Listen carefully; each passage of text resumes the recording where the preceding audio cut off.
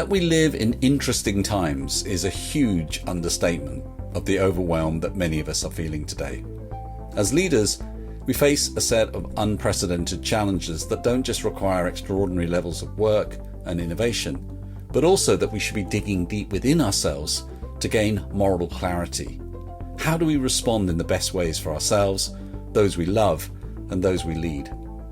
Typically, these questions of self, when pursued with resolve, open up a vast unexplored inner territory of resources and opportunities to be more fulfilled and capable as a leader. And many of us choose the path of least resistance, instead relying on intelligence to figure things out and putting in relentless hard work to justify our worth.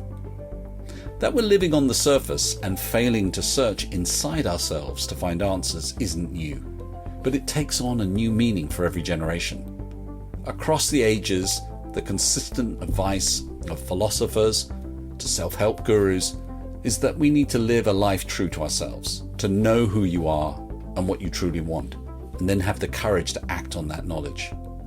Every person has to figure this out for themselves. Self-knowledge cannot be imbibed, or enlightenment cannot be received. It's craft work that our leaders urgently need to do if they are to assume full accountability for their privileged positions, but also to lead fulfilling and meaningful lives. In this show, we talk to Hrund Gunnsteinsdóttir, an Icelandic sustainability leader and thinker who brings together ideas and people across sectors and disciplines to inspire creative mindsets and constructive solutions. In her new book, Insaya, she explores how to harness the best in humanity by broadening our sense of intelligence, finding a balance between the intuitive, rational, creative and analytical. Tune in to an important conversation on The Evolving Leader. Hi folks, welcome to The Evolving Leader, the show born from the belief that we need deeper, more accountable and more human leadership to confront the world's biggest challenges. I'm Scott Allender. And I'm Emma Sinclair. And today we have an incredible show. We're joined by Hrund Gunnsteinsdóttir. Hrund is an Icelandic thought leader, author, an award-winning serial entrepreneur, advisor, and public speaker. And she is the author of an incredible book, Insaya, Icelandic Wisdom for Turbulent Times, and co-director and scriptwriter of the companion film, Insaya, The Power of Intuition. Hrund brings a unique perspective of how we lead, live, innovate, and make better choices in times of uncertainty, transition, and noise. And Lord knows we have a lot of noise in the world today. Hrund, welcome to The Evolving Leader. Thank you so much. It's a great pleasure to be with you both. Well, it's our pleasure. We're delighted to talk to you. And if we can, I just want to dive right in and talk about intuition. Can we start with your definition of intuition? Yes. Intuition. So when I started to dive into what intuition is, I realized that there are several ways that we define intuition and have defined intuition. So reading the literature, depending on disciplines and schools of thoughts and also cultures. So everything from intuition being an irrational impulse that we shouldn't rely on to being something woo-woo that hasn't been backed by science.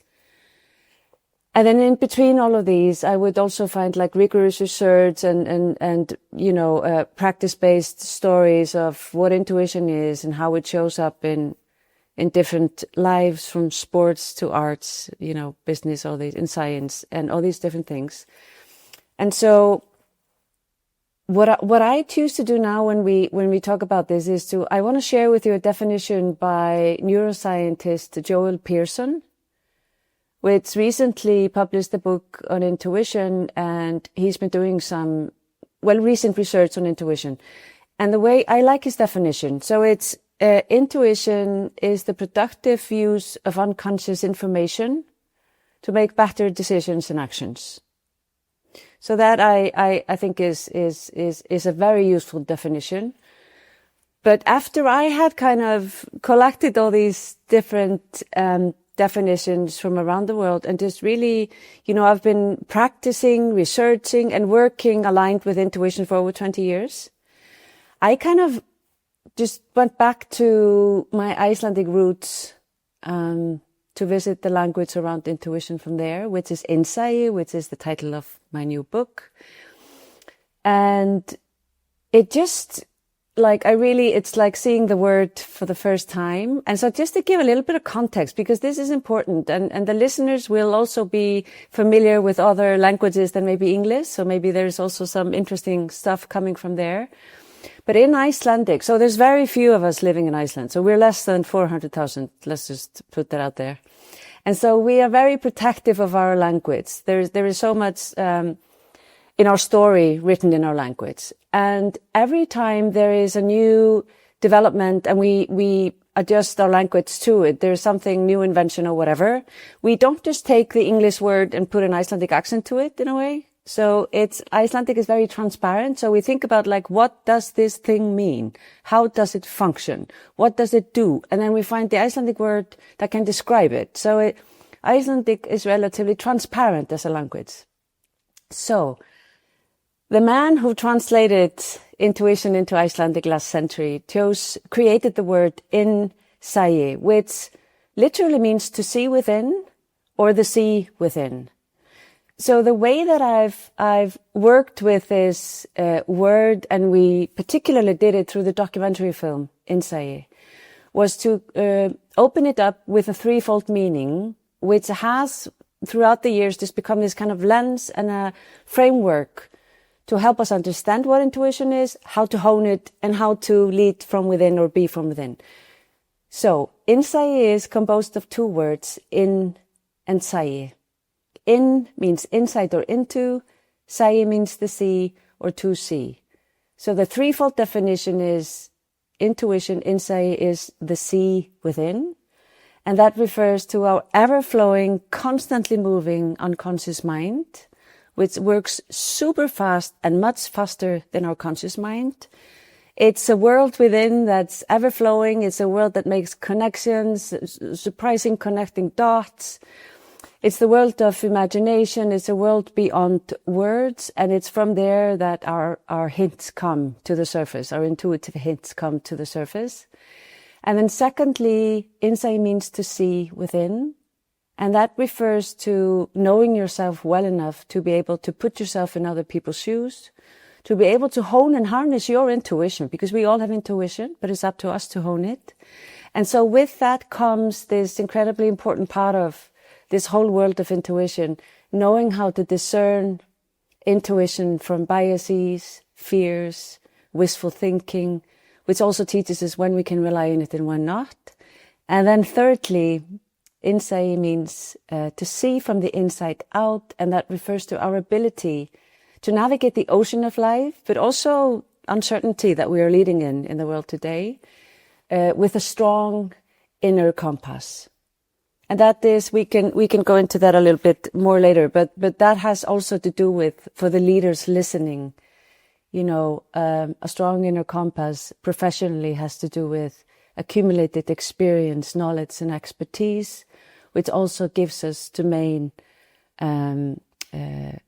strong intuition in a certain domain. Do you know now why I gave you the other definition in the beginning? Because the Icelandic word is such a long narrative around it. It's very poetic. So that's why I also share Joel Pearson's definition, because it's more succinct. I think it's great, and I've had the pleasure of actually spending some time immersed in your book actually, and this idea of this, perhaps capturing in a slightly different way, this kind of world within that you can unlock when you consciously choose to unlock it, is how I kind of started to interpret that, and thinking about how do you go about doing that, and why is that important? And I think what I loved, and I wonder if you could perhaps bring this to life for the listeners, is, why and when did that become important for you in your experience, and how that might enable others to recognize why that might become important for them to recognize that's something within them too. Yeah, thank you for that question. So for me, it all started with, I was in a very demanding job. I was leading one of the UN agencies after the war in Kosovo. It it was very intense in the beginning of the century. I was in my late 20s. And I just came to Kosovo. I wanted to give the work all I had. I looked at the destruction around me and the pain and sadness and people that I was working with. And I was in the agency that I worked for, we worked with local people all the time. So I was always immersed in that context and just wanted to give it all I had. And I was too young to know how to set my own boundaries. So I would say, because we mentioned domain specificity earlier, like my intuition was pretty good at work, but personally it was horrible. So I just thought I was a machine. I could work forever and I didn't have to attend to anything that had to do with sleep, food, my own health.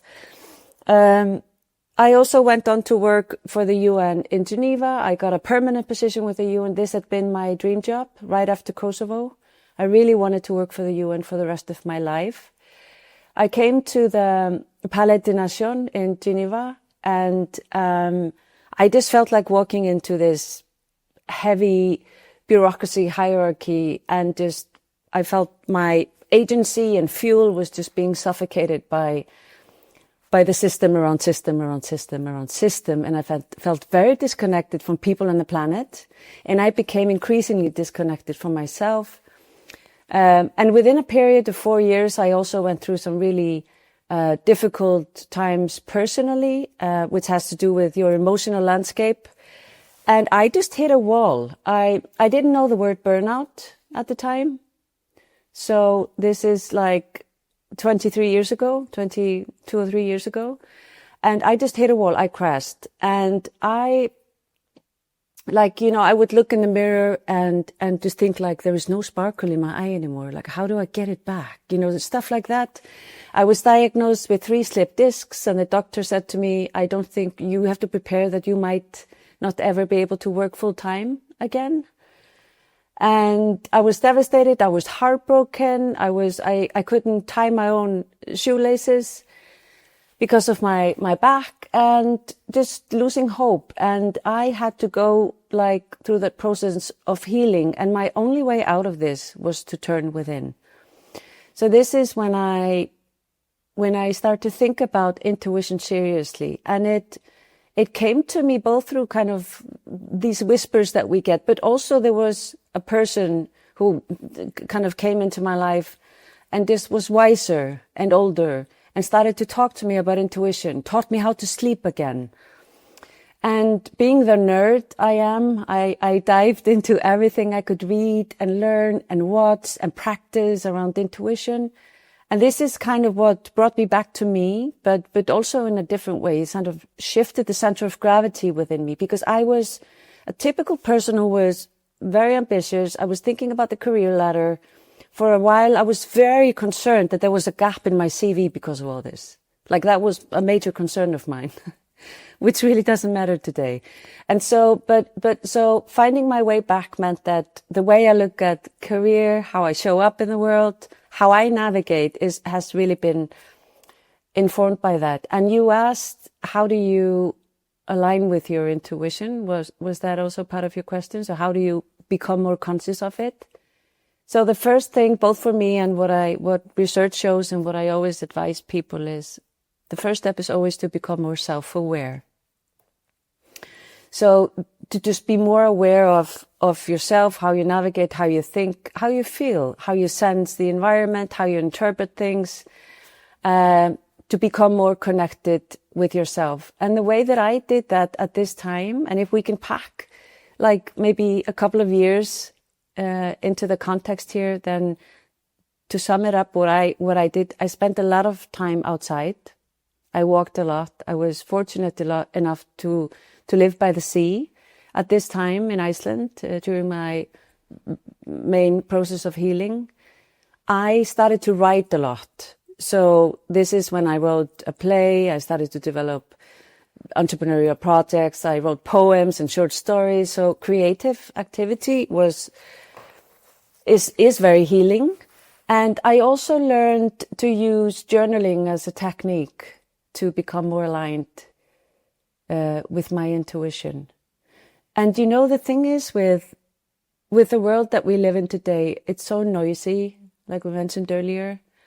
It's so loud. And I know I'm not saying anything new to people, but I just want to kind of bring it into this conversation. There's billion-dollar businesses, very ambitious and very happy to hijack our attention as much as they can.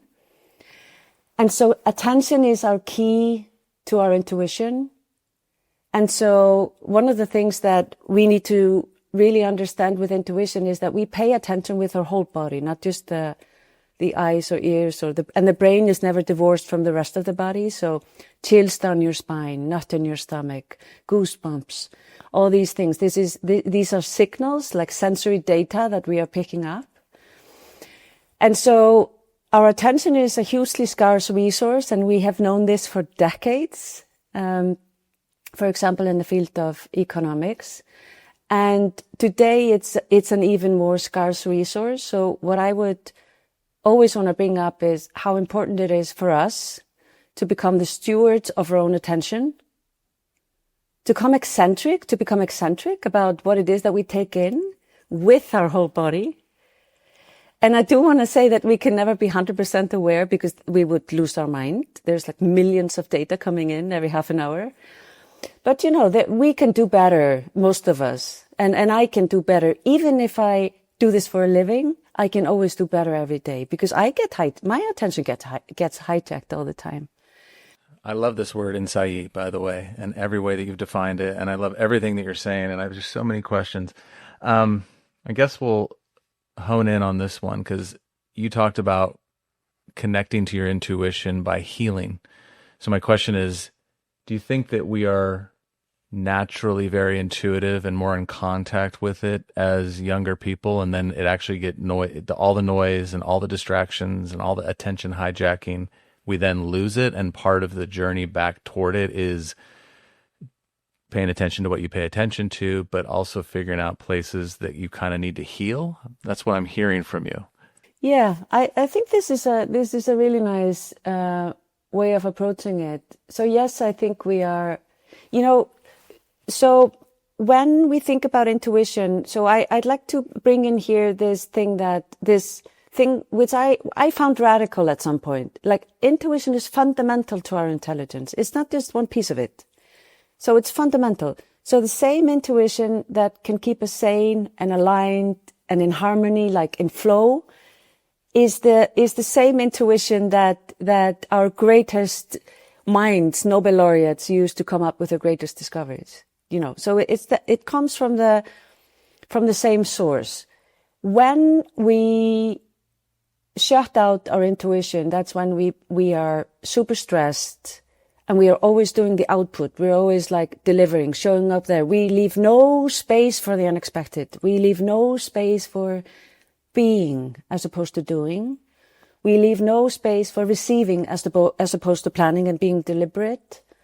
So so in my book, I write about the two rhythms. So it's like honing and harnessing, learning to train these two rhythms to be in balance is what brings up intuition, working in all its different forms and ways that it can work.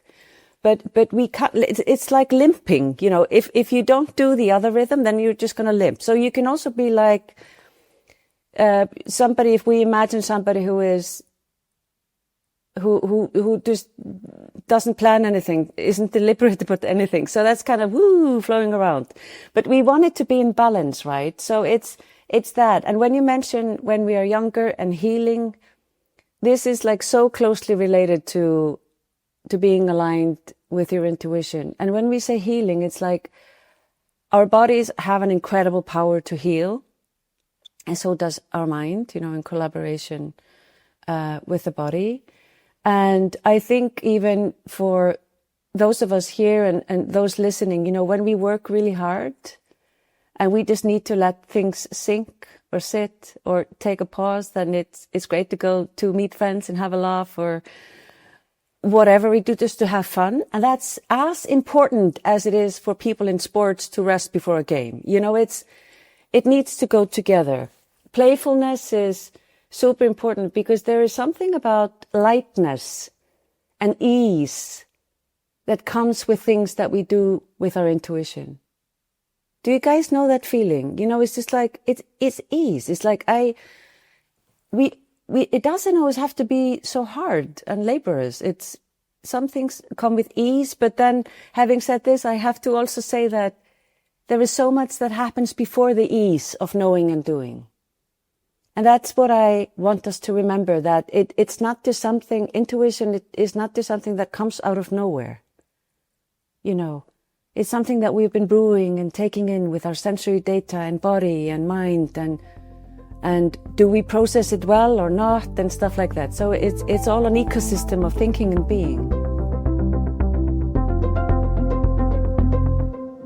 You were talking there, and something that I really took away was this sense of enable, and how you enable intuition. And I think, and I guess I can only talk for myself, and I wonder if others experience the same, is that, you know, when you're in a constant sense of always on, like everything's happening and it always feels like it's happening potentially to you, how do you help individuals who are possibly over-indexing on that always on to just, and you know, work harder just for that moment in time that enables them to create that flow state, to enable them to gain the benefit of intuition?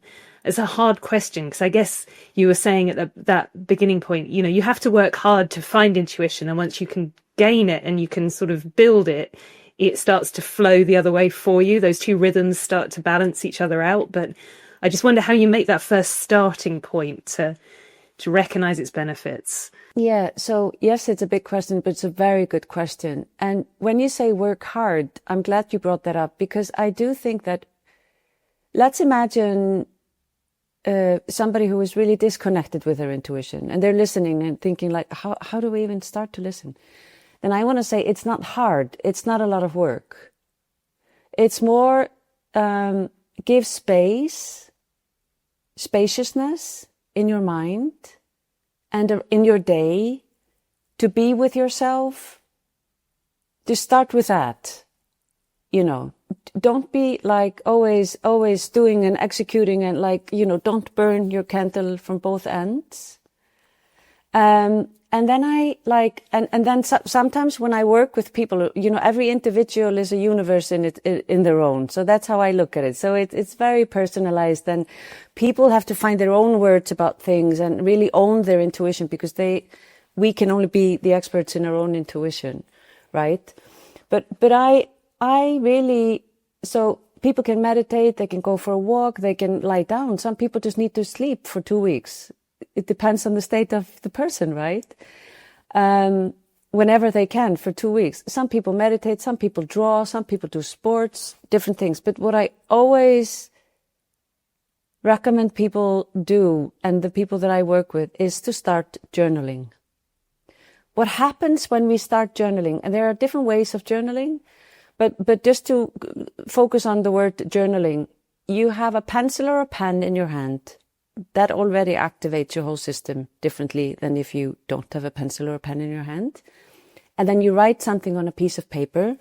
So we have this expression in Icelandic, applying your hand to your hat. It doesn't make any sense in English. But it's almost like if you imagine you put the circulation system of your soul and mind and brain into motion. You start writing, and you start writing in a stream of consciousness, so that you can see on a piece of paper all the thoughts and things that are swirling around in your head.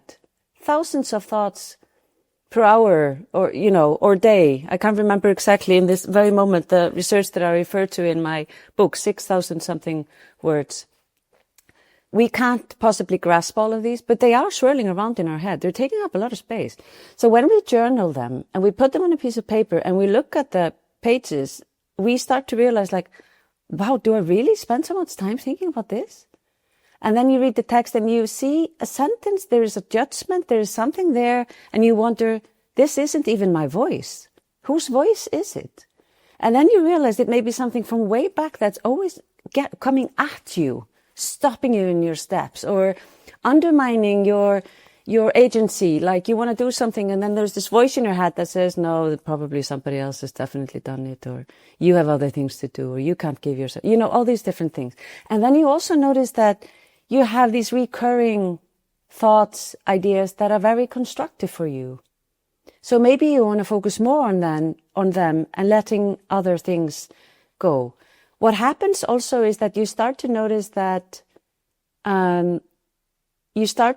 sometimes your intuition comes through in the text. Sometimes you think something is intuition and it's actually not. So for example, you're writing about something that basically sheds light on the fact that you were very grumpy and tired on that day, and your judgment was skewed because of that, or you were very stressed and anxious, or you were totally falling in love. And just everything was so rosy that you couldn't see clearly. And so you begin to see these rhythms that we have, and just to really understand when you can rely on your intuition and when not. And so it's just really important to know that your fears are different from other people's fears, and they show up in a certain context. And so slowly but surely you start to recognize when it is that your intuition has been strong about something. You start to recognize the thoughts that are thoughts that come from fear and are stopping you, and you may not even need them anymore. All these different things. And it's a lot of, it is a lot of self-reflection.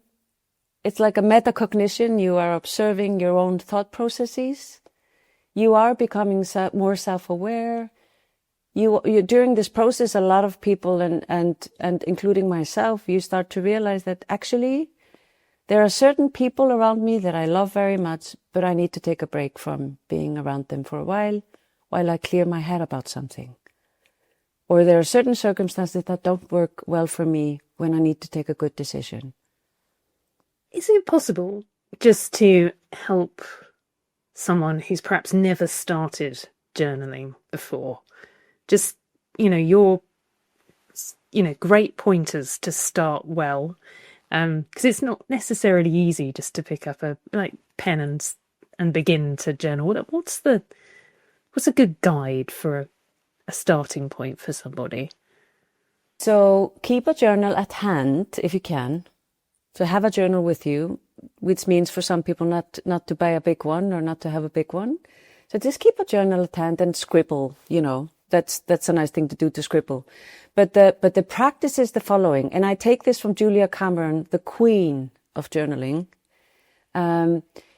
Every morning when you wake up, if you can take aside, even if it's just 2 to 5 minutes, and you start journaling in a stream of consciousness, if you don't know what to write, you just write, I don't know what to write. I don't know what to write. I have no idea why I'm doing this. Why am I doing this? Who told me to journal? Whatever comes out. Do this for a few days. You may resist. You may not like it. But then slowly and gradually, and this happens, trust me, you will start to write thoughts. I dreamt this. I loved the coffee yesterday. She said this to me. Or it doesn't have to make any sense. It's not yours to judge. Just allow it to come down on the piece of paper. The first thing that happens is that your mind gets lighter. You're just creating more space in your mind. And I think for a lot of people, that's really valuable, right? And then just trust that this is just your journal. Nobody's going to read it. It's just for you. And then I always say, if you can't do it in the morning, then just do it in the evening. If you can't do it in the evening, do it for 5 minutes at 2:00 if you can. Do it whenever, every day if you possibly can. If you skip a day, then just continue the day after. You will reach a point where you really feel why this is good. And the reason why you will remember that it's good for you is because you're journaling about it. From a leadership perspective, I want to stay with this idea of being able to reflect and understand when to trust intuition and maybe when not. And you even touched on at the very opening, some of your opening remarks about becoming conscious of things that might be bias in us and these kinds of things.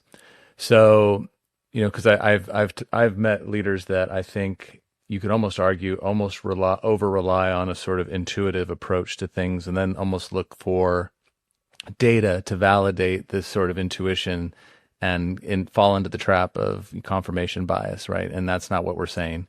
And then, of course, you've got other groups of people who probably are way too rational and don't want to rely on intuition or emotion or paying attention to their physical well-being or any of those kinds of things.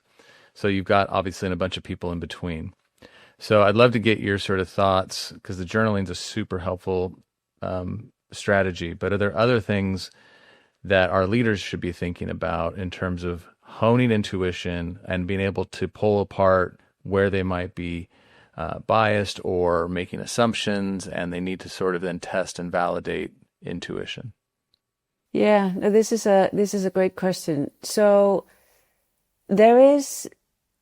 I wrote about this recently in my newsletter about management and intuition. I think that's a nice place to start answering this question.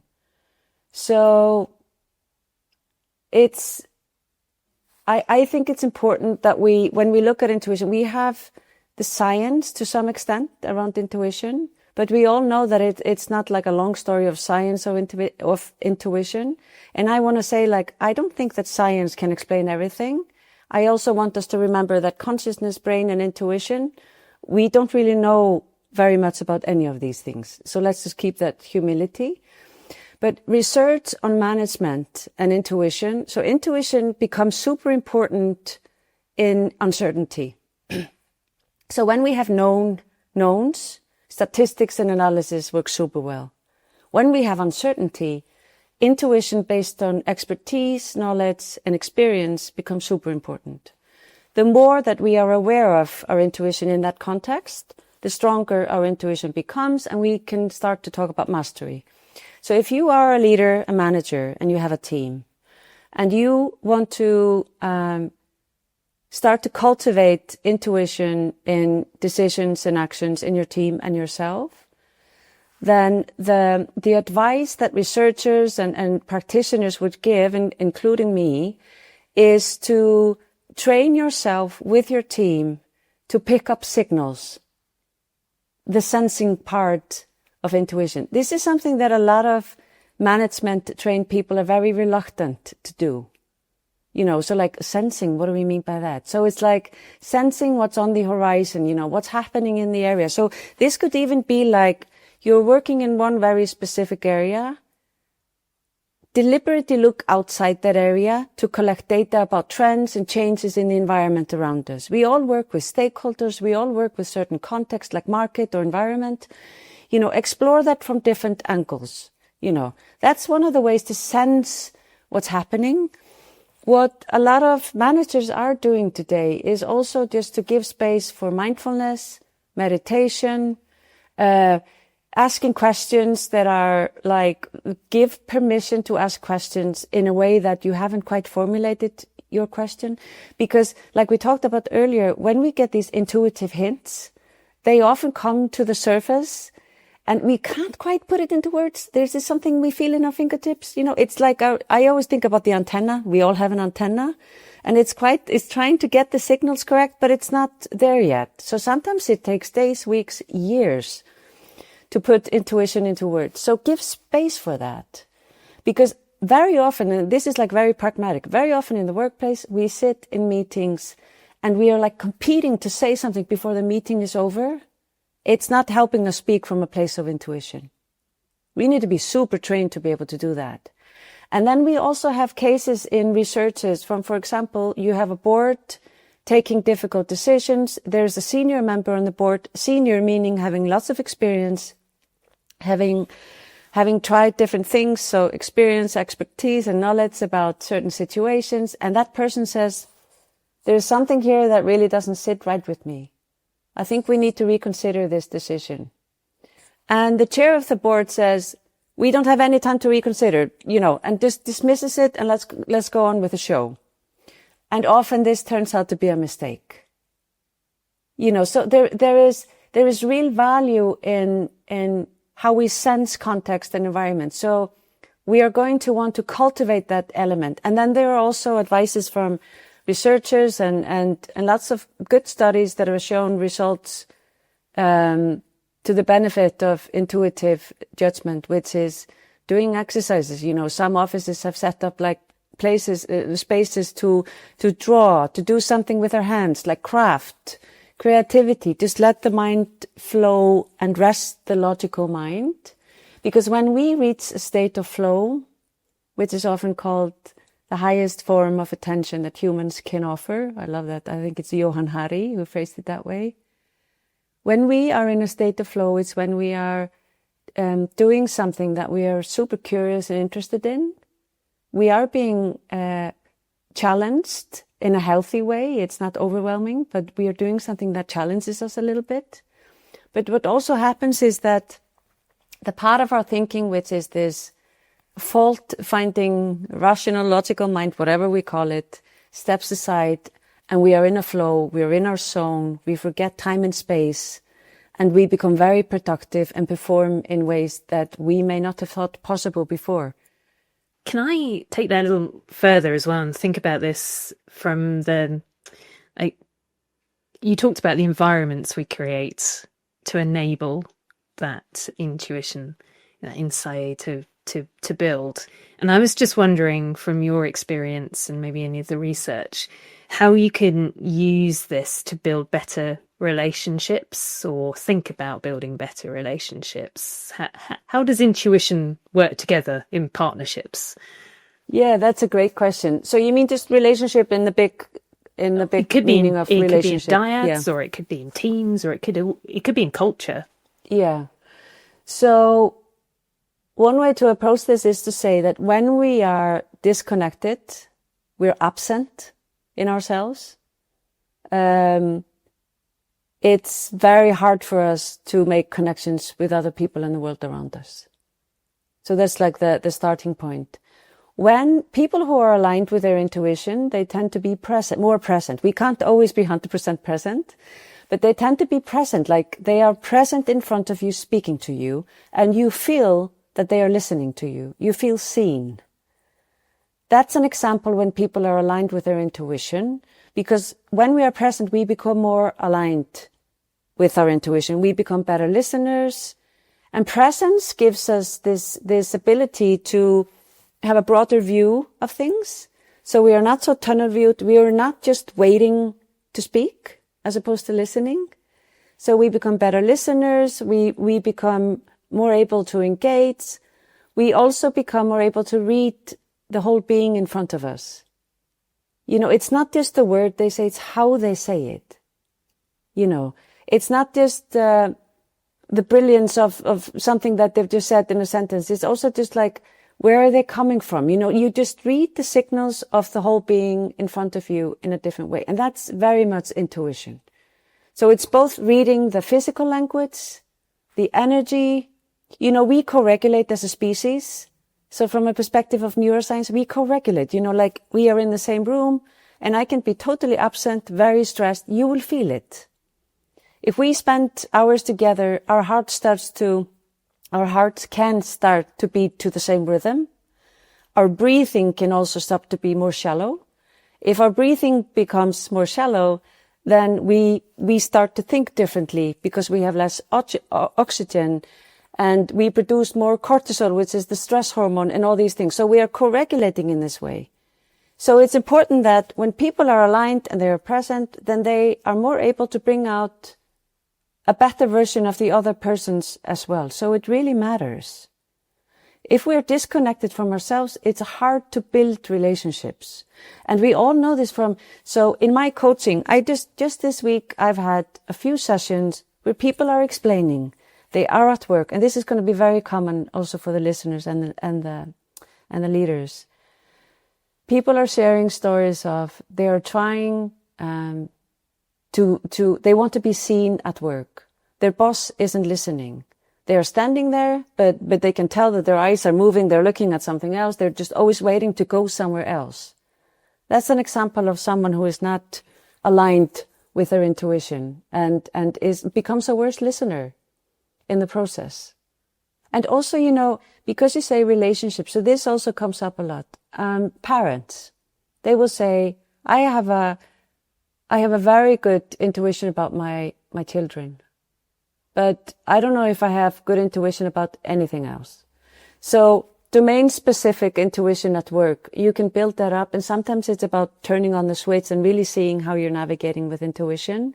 But the reason why we have good intuition about our children is because we observe them. So observe, you're speaking to people, you're observing a context and environment.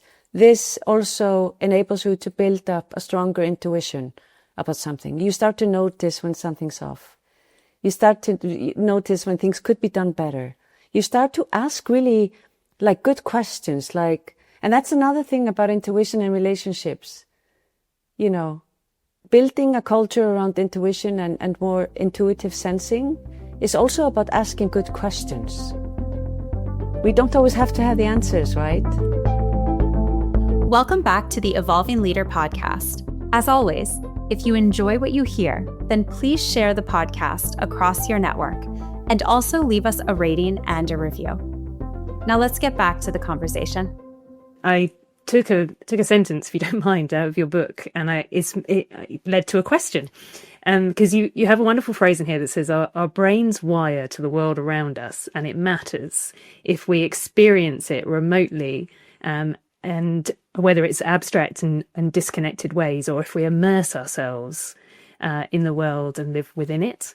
And it just got me questioning on the back of what you've just said there, like how do we experience really great intuition or build that really great intuition with the world that is getting slowly, fast, very quickly, more and more digital, with the AI and the changes that are happening there too? How can we become that human anchor in a world that's becoming so technical?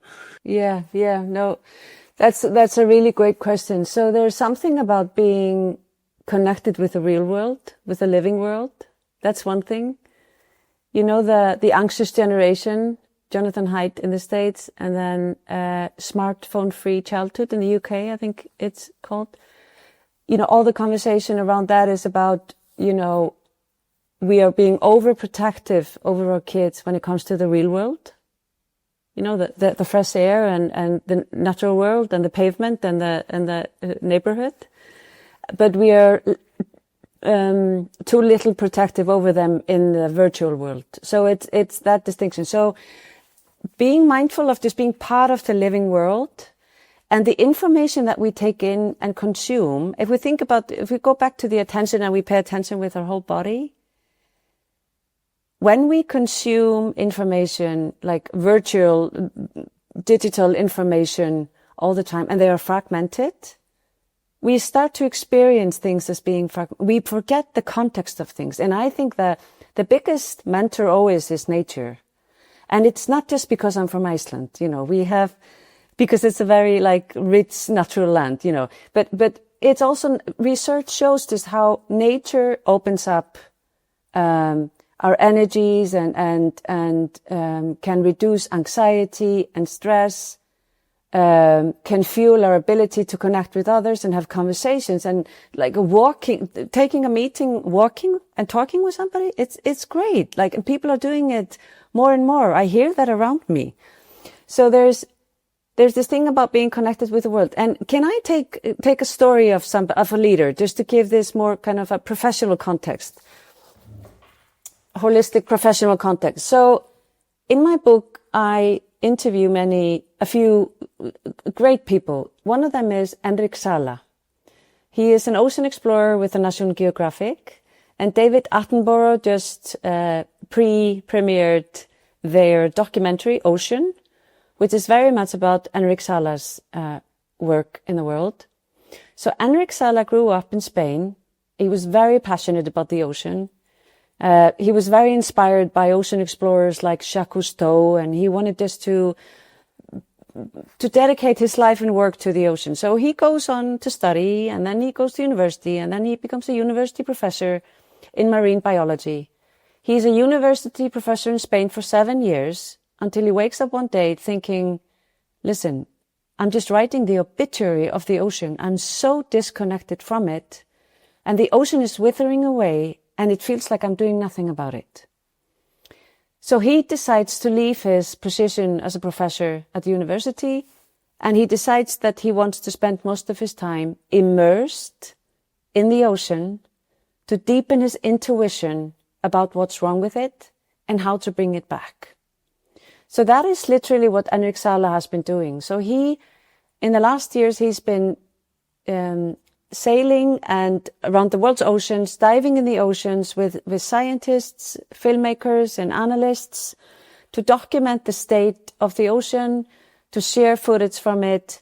And they have created these, I think, 27 protective areas in the ocean that equal the size, that is twice the size of India, in order to bring the ocean back. And what Henrik says when he's explaining this, he's like, I'm a scientist, but I need to immerse myself in the ocean with his whole body and being in order to build this intuition about what's wrong with it. And so what that implies are so many things. So picking up information, really sensing, but also rationally understanding what's happening, and being like a living part of the context that you are dealing with. The more that we are locked away from the real world around us, the less I think we are able to really understand how everything is interconnected. So my background is largely in sustainability and peace building and stuff like that. And it's like, it is very scary to think about that we need to really do a lot of research and spend a lot of money to prove that if we, as we have today, crossed 6 out of 9 planetary boundaries, which means the Earth is losing its ability to renew its energy, if we need to have like thousands of conferences and write lots of research to say why that's serious, I think it's an indication that we have lost this innate ability to understand that the natural world is an interconnected web of ecosystem. And so are we as humans, because we co-regulate as a species. We can die from loneliness. You know, I can also co-regulate anxiety. Do you think sometimes it's more than an inability to understand, but an unwillingness to see? Because perhaps even, I think most of us, at least I hope, would intuitively understand what's happening to the planet. But some choose to say that's too hard to look at, because that would be, I'd have to confront a lot of things I wouldn't want to confront in myself and my own behavior and maybe my lack of action. And do you find even in other areas perhaps that there's a willful like dissonance between intuition and understanding, meaning that I want to see the world a certain way. I have like this ideological frame that I want to hold to. And so I almost actively put away access to my intuition. Would that be fair to say? Have you seen that? Yes, I think that's very spot on. And I think that's the reality. And I think it's both clear and unclear, you know, so I think it's something that, so if you just look at the knowledge that we have, so we have the scientific knowledge, we have the expertise, and we have the resources, but we're still not exactly going in the right direction, right? So that tells us a lot about how, you know, and many of our leading scientists and people like David Attenborough, like I'm such a fan of his, like they would say like, I thought that when we would publish the scientific studies and results and people would know, then everything would change, but that is not what happens. So it's so true what you're saying. And I think also so for my work, what I find like so incredibly important is to emphasize that we're talking about well-honed and harnessed intuition, because we easily confuse intuition with biases or just an opinion that we want to have because it's more comfortable for us. It's so important that we unlock what this means, because and in the light of AI and everything that's changing so much in in the world that we live in, and how we accumulate knowledge, how we learn, and how we work, I think it's just super important that we start to think about how can we, actually, I think that we are biased against our own intelligence sometimes. So how can we build confidence again, or build confidence in our own intelligence and judgment, And for me, a big key to that would be to really understand what we mean by being aligned with a well-honed intuition. Because, you know, when I started to speak openly about intuition, like, it's only in very recent years where you know, a scientist said this a while ago. She said, there has been an ice age in the world of science when it comes to spiritualism and intuition, but now that ice is thawing. And I love that expression. So it's a culture of ice. It's not like scientists don't follow their intuition or are spiritual in this case, as she was coming from. It's more that the permission to talk about things is changing a little bit. So for me, intuition is the way I approach it. And this is not what everybody would say, but the way I approach it is to say, like, people, can we think about intuition and how we can align with it and hone it intellectually, emotionally, and spiritually? Because I don't think that we are just scientific. I don't think that we are just, do you know what I mean? So I'm also just kind of taking it a step further, that just to bring that into the picture. I think we've been very afraid to talk along these lines for too long. And I think it's just to the detriment of our ability to thrive as humans and in thriving ecosystems. What's perhaps a final call to action or challenge you would leave our listeners with today? Oh, that's great. So maybe just for those who are not used to trying to hone their intuition, I would leave people with 2 questions. And if you feel like it, buy a journal or take out your old journal that you have. I won't give up on that point. Write down the following 2 questions and answer them. Maybe just once, maybe once a week, depending on how you feel. When was the last time you didn't listen to your intuition? Where did you feel it? And what happened as a result? I'm quite sure everybody has their own story of that. And that will already expose lots of things. The second question is, when was the last time you did listen to your intuition? Where did you feel it? How did you feel it? And what happened as a result? That's great. I'm going to be answering those questions. Good. Hrund, thank you so much for sharing some of your wisdom with us. I feel inspired by this conversation. And I've got a lot of takeaways. And so it's the conversation I needed to have today. So thank you for joining us. Thank you for having me. I'm honored. It's been great speaking with both of you. All right, folks, until next time, remember, the world is evolving. Are you?